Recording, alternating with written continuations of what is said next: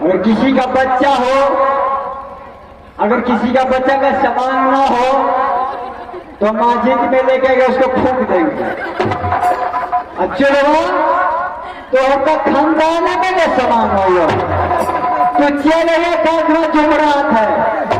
Yalla Mohammad रसूलुल्लाह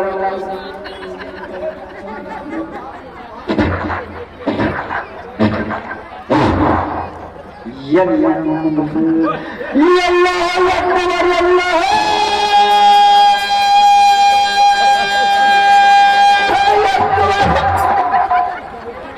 मोहम्मद